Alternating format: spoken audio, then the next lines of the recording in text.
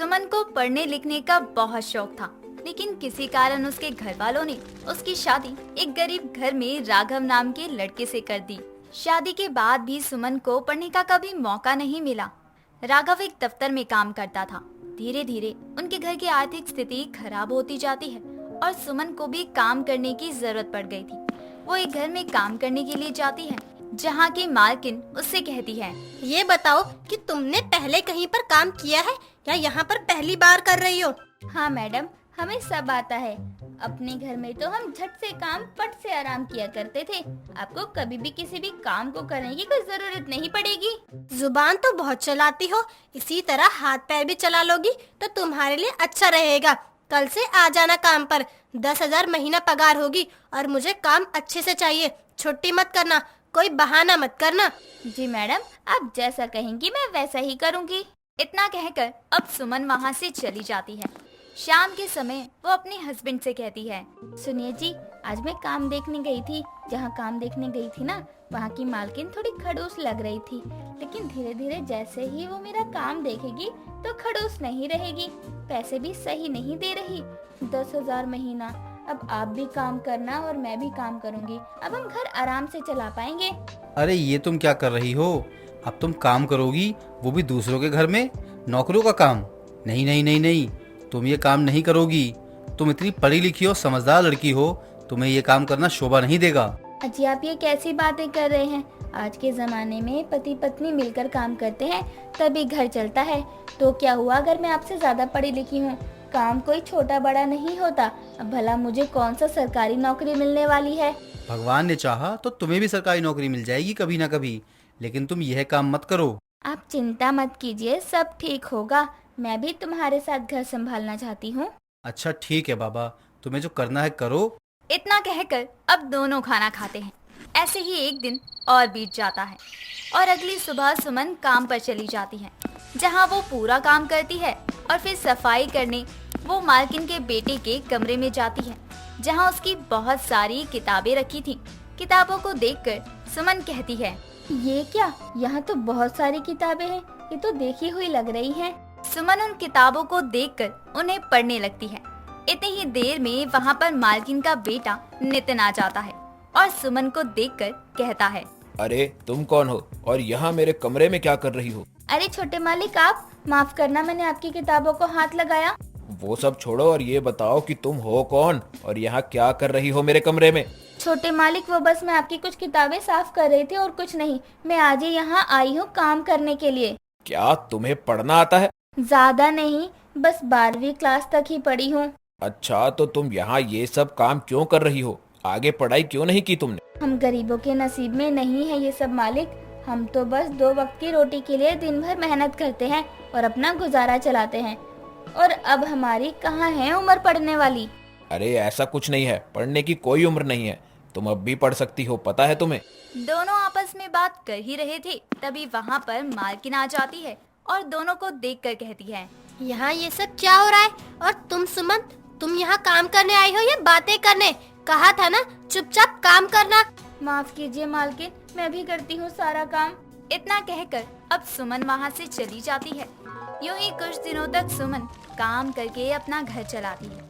अगली सुबह सुमन के घर उसकी सास विमला आती है और कहती है, अरे बहू, मैंने सुना है कि तू अब दूसरों के घरों में काम करने जाती है। ये सब शोभा नहीं देता तुझे। माँ जी, वो घर में कुछ दिक्कत आ गई थी और सिर्फ आपके बेटे के पैसे के खर्चे से घर नहीं चल पा रहा था, इसलिए मुझे भी काम करना पड़ा। और काम करने में कौन सी बुराई है? 2-4 पैसे घर आएंगे तो मजा ही आएगा। अरे मैं मना नहीं कर रही हूँ तुझे काम करने के लिए, लेकिन तुझे पता है मेरी पड़ोस में जो सुनीता रहती है ना, उसकी बहू रीमा है ना, उसकी सरकारी नौकरी लगी है। अगर कुछ करना ही है तो अच्छा ही करो, जिससे कि हमारा नाम भी हो। नौकरों की तरह काम करने में क्या फायदा, बदनामी ही होगी। लोग कहेंगे फलाने की बहू दूसरों के घर में काम करने जाती है, झाड़ू पोछा करती है। माँ जी, अगर मेरे घर वालों ने मेरी शादी नहीं कराई होती और आप मुझे आगे बढ़ने देती तो शायद आज मेरी भी सरकारी नौकरी होती। अगर तुझे पढ़ा भी देते तो कौन सा तू कुछ कर लेती? करना तो तुझे झाड़ू पोछा ही है। हमारी किस्मत में कहाँ ऐसी बहू जो सरकारी नौकरी करती हो। अपनी सास की कड़वी बातें सुनकर अब सुमन चुपचाप अपने काम पर चली जाती है, जहाँ पर वो फिर से मालकिन के बेटे के कमरे में सफाई करने जाती है, जहाँ वो देखती है कि नितिन अपने कमरे में सारी किताबें बांध कर रख रहा था। ये देखकर सुमन कहती है, अरे छोटे मालिक, आप ये सब क्या कर रहे हैं? कहाँ लेकर जा रहे हैं इन सारी किताबों को? अरे अब क्या बताऊं आपको, मैंने कलेक्टर का एग्जाम दिया था लेकिन उसमें पास नहीं हो पाया, इसलिए इन किताबों को फेंक रहा हूँ। क्या फायदा इन किताबों का जब मैं पास ही नहीं हो रहा हूँ। अरे आप इतनी जल्दी हार कैसे मान सकते हैं? आपको एक बार और कोशिश करनी चाहिए, क्या पता आप पास हो जाओ इस बार। लेकिन मैं करूँ क्या, मुझसे अकेले पढ़ाई होती ही नहीं है। बहुत बार कोशिश कर चुका हूँ। आप भी तो पढ़ी लिखी हैं, आप क्यों नहीं ट्राई करती पढ़ने का? हम दोनों साथ पढ़ लेंगे, क्या पता इस बार मेरा लक काम कर जाए या फिर आपका ही नाम आ जाए सरकारी नौकरी के लिए। छोटे मालिक, मैं ये कैसे कर सकती हूँ? मैं तो आप जितनी पढ़ी लिखी भी नहीं हूँ, मैंने तो बस 12वीं क्लास तक पढ़ाई कर रखी है। तो क्या हुआ, आप एक बार ट्राई कर लीजिए, क्या जा रहा है ट्राई करने में। लेकिन मैडम जी को पता चला कि मैं यहाँ पढ़ाई कर रही हूँ तो वो मुझे नौकरी से निकाल देंगी। आप उसकी चिंता मत कीजिए, मैं माँ को संभाल लूंगा। बस आप इन किताबों को पढ़िए, मुझे यकीन है कि आपकी नौकरी पक्का लगेगी। ठीक है छोटे मालिक, अगर आप चाहते हैं तो मैं एक बार कोशिश जरूर करूंगी। इतना कहकर अब सुमन उन किताबों को अपने साथ ले जाती है और जब वो उन सब किताबों को देखकर उसकी सास विमला उससे कहती है, बहू ये सब क्या है? इतनी सारी किताबें कहाँ से ले आई? अब फिर से स्कूल जाने वाली है क्या तू? नहीं माँ जी, मैं तो सरकारी नौकरी की तैयारी करने वाली हूँ। वो जहाँ मैं काम करती हूँ ना, उन मालिक के बेटे ने मुझे ये सब किताबें दी है पढ़ने के लिए और उन्होंने कहा कि मैं सरकारी नौकरी हासिल कर सकती हूँ। अरे वाह, पहले नौकरानी बनी, अब सरकारी नौकरानी बनेगी। अपना ये सपना रहने दे, छोड़ दे, ये पूरा नहीं होगा। माँ जी आप देखना, मैं अपनी कोशिश जारी रखूंगी। इतना कहकर अब सुमन उन किताबों को अपने कमरे में रख देती है। यूं ही कुछ दिन और बीत जाते हैं और दिन में सुमन मालकिन के घर में काम किया करती और रात में पढ़ाई।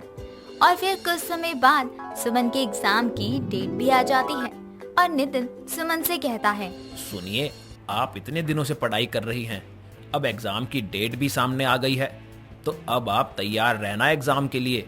छोटे मालिक, मुझे तो बहुत डर लग रहा है, अब कहीं मैं फेल ना हो जाऊं।